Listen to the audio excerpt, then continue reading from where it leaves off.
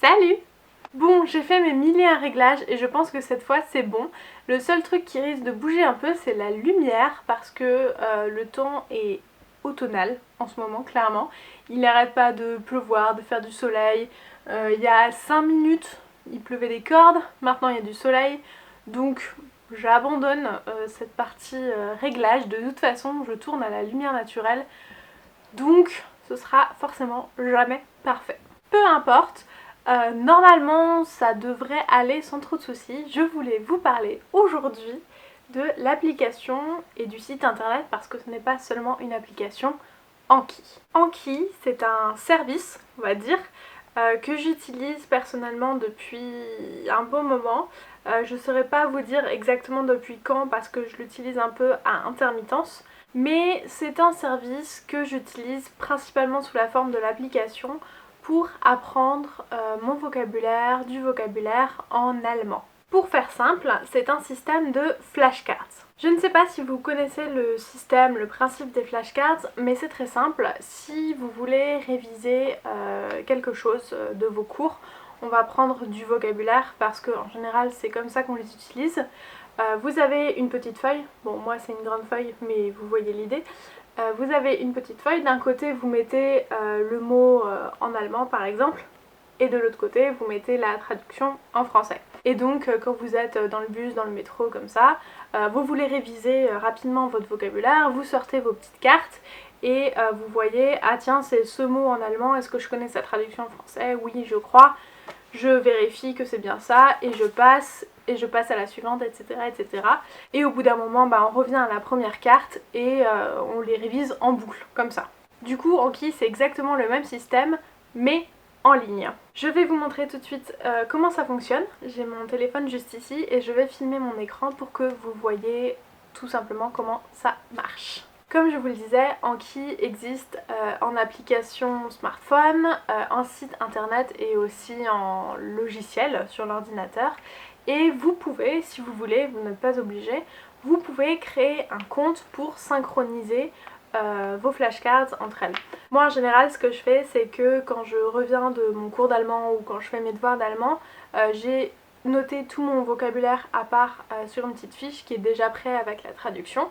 Et j'allume mon ordinateur, je me mets devant une série et dans une fenêtre à côté en parallèle, toujours sur l'ordinateur, je rentre le vocabulaire dans le logiciel. Et après, quand je veux le réviser, je prends tout simplement mon téléphone et le paquet de cartes de vocabulaire est synchronisé dessus et je peux réviser comme ça. Donc je l'utilise de façon très basique et je vais vous montrer de façon très basique comment ça fonctionne avec du vocabulaire, comment moi je l'utilise. Mais sachez qu'il existe des add-ons que je n'utilise pas pour par exemple souligner du texte, le mettre en couleur, ajouter des cartes, des schémas pour par exemple cacher un morceau de carte pour pour voir après comment c'est. Donc c'est pas seulement pour des mots du vocabulaire, ça peut aussi vous aider à apprendre des cartes ou des schémas. J'espère que c'est clair.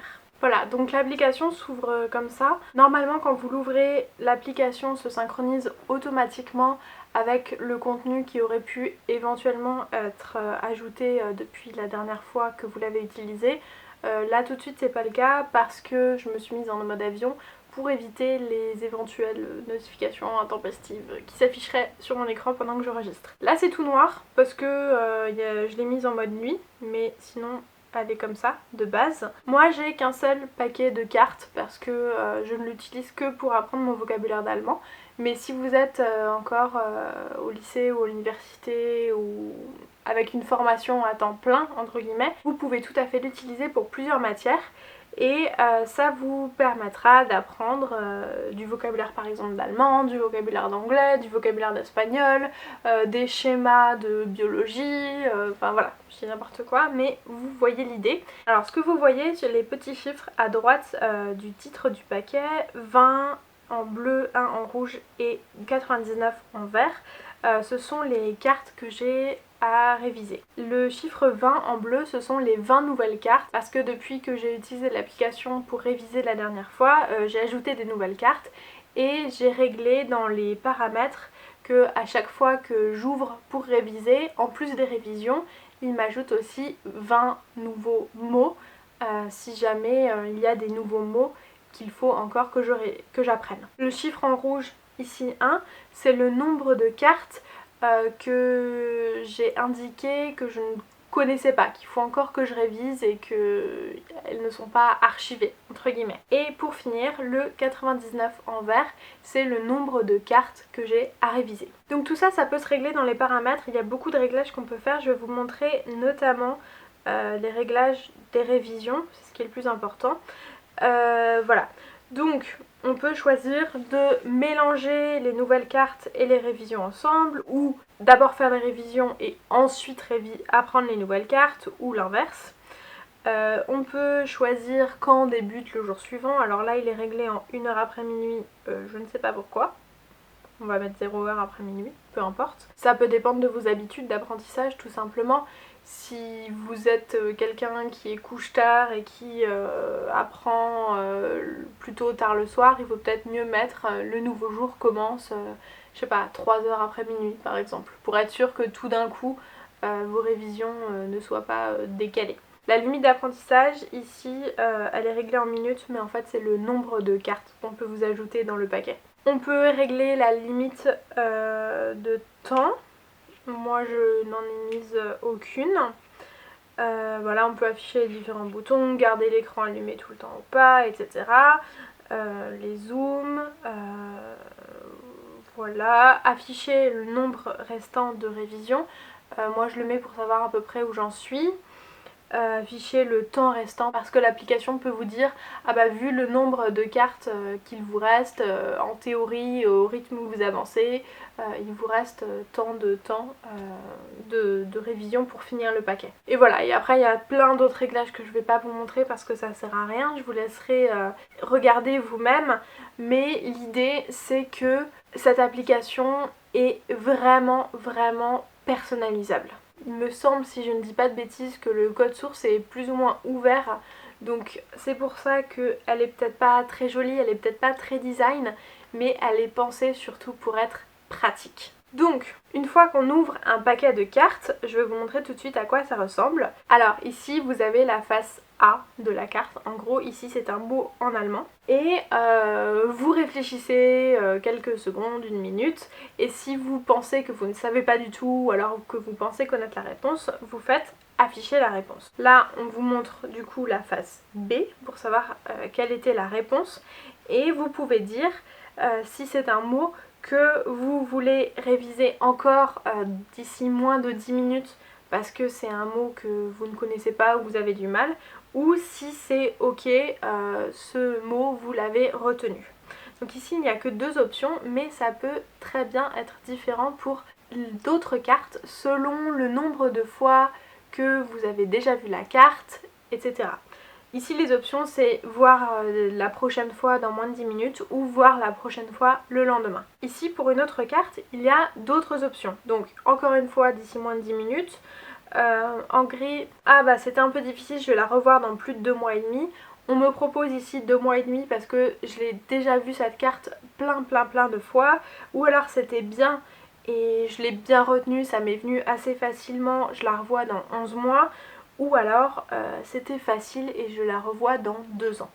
Donc toutes ces durées différentes sont calculées par un algorithme en fait en fonction du nombre de fois où vous avez vu la carte, du nombre de fois pendant lesquelles vous avez cliqué sur encore, difficile, bon ou facile. C'est un algorithme qui calcule tout ça et à mon sens c'est quand même beaucoup plus pratique que des cartes papier qui vont revenir toujours quasiment dans le même sens, à la même cadence. Ici tout est automatique et finalement on vous redonne la carte quand vous avez besoin de la réviser. Mais ce qui vous intéresse peut-être un peu plus précisément maintenant, c'est de savoir comment on met des nouvelles cartes dans le package, j'imagine. Pour ça, vous cliquez sur le petit plus en bas à droite de l'écran et on vous propose de créer un nouveau jeu de cartes, de télécharger des paquets partagés ou d'ajouter des cartes à un paquet existant. Bon, créer un jeu de cartes, je pense que c'est clair. Télécharger des paquets partagés, c'est parce que en ligne, il y a des utilisateurs qui proposent de partager des paquets de cartes que eux,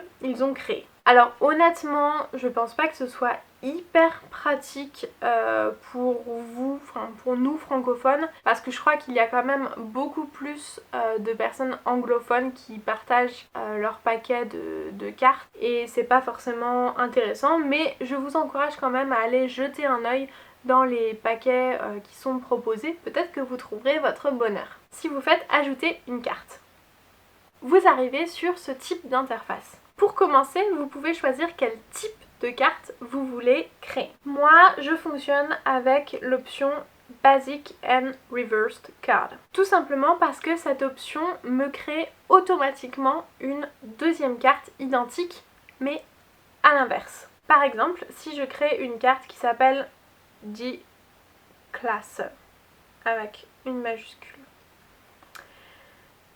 ça veut dire la classe en français. Et si je règle mon type de carte en basique, ça veut dire que quand cette carte viendra pour la réviser, je n'aurai que la version allemande qui vient à chaque fois pour que moi je retrouve la version française. Sauf que personnellement je trouve pas ça super génial parce que pour apprendre le vocabulaire c'est mieux de le connaître vraiment dans les deux sens. Si on vous dit die Klasse, vous devez trouver la classe, mais si on vous demande qu'est-ce que c'est la classe en allemand, vous devez retrouver automatiquement die Klasse. Donc c'est pour ça que moi je règle mon type de carte en basic and reversed pour avoir des fois la carte die Klasse et des fois la carte la classe pour retrouver die Klasse. J'espère que c'est clair. Pour ce qui est des autres modes, vous avez aussi le basic type in the answer. Ça veut dire que vous allez devoir taper la réponse pour vérifier que c'est correct. Donc ça peut vous permettre de bien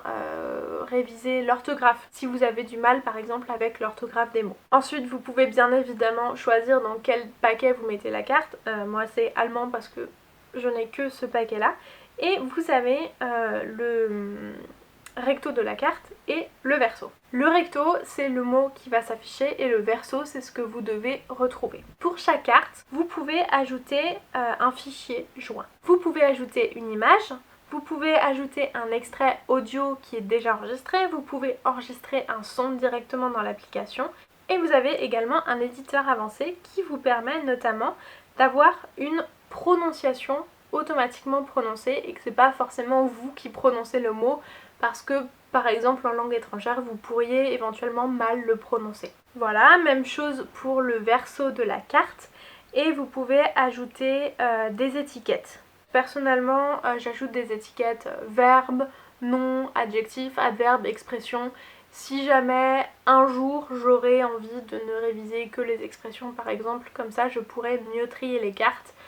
Pour l'instant je ne l'ai jamais utilisé mais bon ça me prend une seconde à chaque fois d'ajouter l'étiquette donc je le fais au cas où.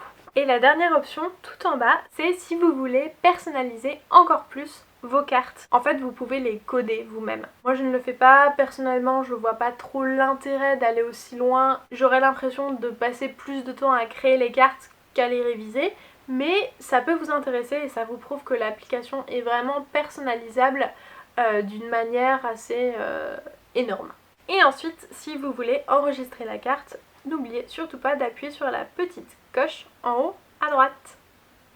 Voilà, si on revient dans le menu, vous avez l'option navigateur de cartes pour pouvoir rechercher toutes les cartes que vous voulez assez rapidement. Vous pouvez taper un mot, par exemple craindre, et l'application va vous retrouver toutes les cartes qui ont le mot craindre sur le recto ou sur le verso. Si vous voulez, vous pouvez suspendre des cartes si vous en avez marre de les réviser ou si vous savez que pour le moment vous n'arrivez vraiment pas à les retenir donc vous préférez les mettre de côté. Vous pouvez aussi voir vos statistiques si ça vous intéresse. Personnellement, je ne les regarde jamais, surtout que ces derniers temps, je n'ai pas vraiment utilisé l'application. Et après, bien sûr, vous pouvez fouiller tous les paramètres si vous voulez aller jusqu'au fond des choses. Comme je vous le disais, moi ça fait un petit moment que je n'avais pas utilisé l'application parce que, comme vous le savez peut-être si vous suivez régulièrement mes vidéos, en ce moment je prends des cours d'allemand à l'université populaire ici à Brême. Et ce sont des cours intensifs, donc je me dis, je me stresse pas avec le vocabulaire pour le moment, je vais en cours, je fais mes devoirs, je note le vocabulaire, je le rentre au fur et à mesure dans l'application et une fois que le cours sera terminé, je me mettrai à l'apprentissage / révision du vocabulaire. Voilà, je pense que je vais m'arrêter là. Je ne vais pas vous donner plus de détails. À mon avis, c'est déjà bien suffisant pour démarrer avec cette application. Si vous êtes curieux, vous pourrez fouiller vous-même le site internet et tous les liens que je vous mets en barre d'infos. Et voilà. En tout cas, moi je suis vraiment convaincue par Anki. Je l'utilise depuis un moment. Je vais continuer à l'utiliser. J'ai vraiment vu une différence l'année dernière quand je l'utilisais tous les jours ou quasiment pour apprendre et réviser mon vocabulaire. J'ai vraiment vu un élargissement de mon vocabulaire. Donc rien que pour ça, j'en suis très satisfaite. Le seul inconvénient peut-être, je dirais, c'est que vous devez ajouter vous-même le vocabulaire. Peut-être que pour certains ce serait un frein. Pour moi c'est un plus parce que j'apprends vraiment le vocabulaire qui me semble essentiel.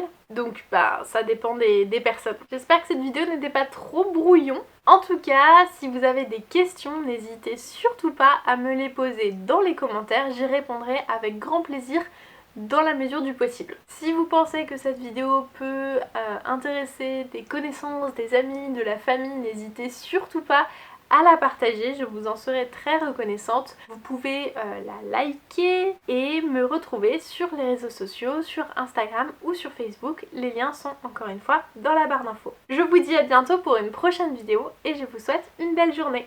Salut!